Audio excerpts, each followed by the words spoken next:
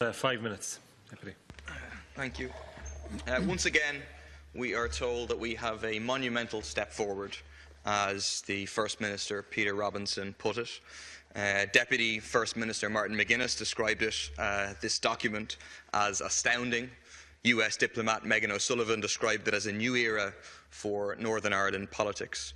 In contrast to all of the empty bluff and bluster, this ad by the trade union movement, by ICTU in the north, says very accurately, this is a bad deal, fit only for a land of pound shops and food banks.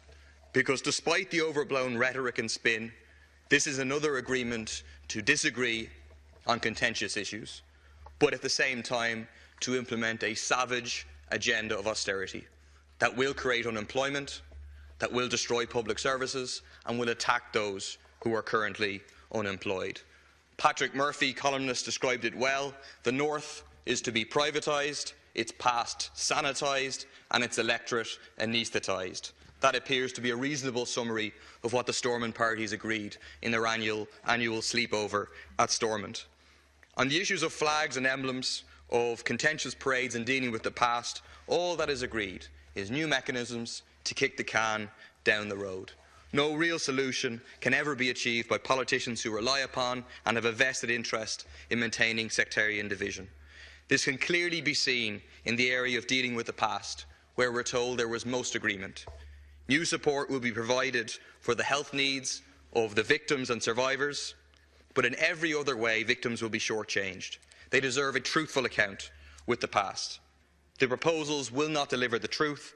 No party or government has an interest in exposing their own records to scrutiny, because a genuine examination would expose the role played by the sectarian parties, by the paramilitary groups and the role of the British state, which employed vicious repressive methods for decades. The sectarian forces in the executive and the British state are fundamentally incapable of delivering this. But there was consensus, a genuine consensus amongst the DUP, Sinn Féin, all the main parties in Stormont, and that is the implementation of a programme of austerity so vicious that it would make Margaret Thatcher blush. It includes deep cuts to public services. It means public services like health, that are already in crisis, will be stretched even further. Again, Patrick Murphy says that if this document does not exactly reflect the hand of history, it certainly smacks of the hand of Margaret Thatcher. It was achieved by the British government moving from bribing Stormont with its own money to bribing it with its own debt. You have a redundancy scheme across the public sector with 20,000 jobs to be wiped out over a period of 4 years. Whether that is voluntary or compulsory, the end result will be 20,000 less jobs in the public sector in the north, in an economy that everybody knows is particularly reliant and dependent upon the public sector, a massive blow to employment prospects for young people. You have a further 5-year pay freeze for public sector workers, which is another significant cut in real terms.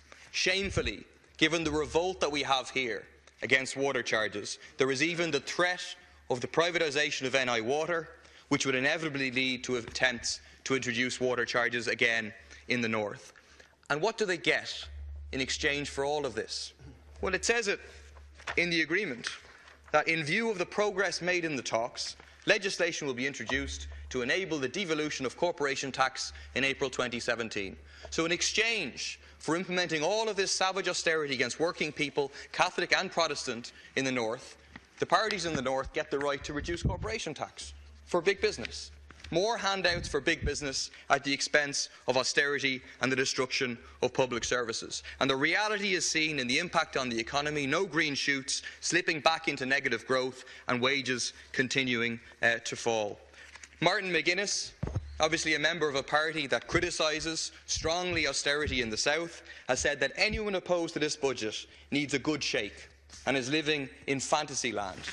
I think, to be honest, you have to be living in a fantasy land to call yourself a friend of the trade union movement while implementing massive job cuts. You have to be living in a fantasy land to call yourself anti-austerity while kicking the poorest in society by agreeing to Tory welfare reform. And you have to be living in fantasy land to call yourself left-wing while agreeing to massive cuts to public services at the same time as preparing to cut corporation tax. Well, they will get a surprise. They will get the good shake that Martin McGuinness referred to on March 13th. A massive one-day strike of all public sector workers and a layer of private sector workers. It has the potential to be the biggest day of working class action, working class power since April 1980, a major strike that shut down the North against Thatcher. It must be the opening shot of a shot across the bow in a sustained campaign, including further public action to reverse those attacks. Hand in glove with that is the need to build a new, united working class movement against sectarianism and austerity and for radical socialist change. A united working class movement will be able to come up with real agreement around the issues that divide society and open up a real new era for Catholic and Protestant workers and young people in the North. Thanks, Deputy Murphy.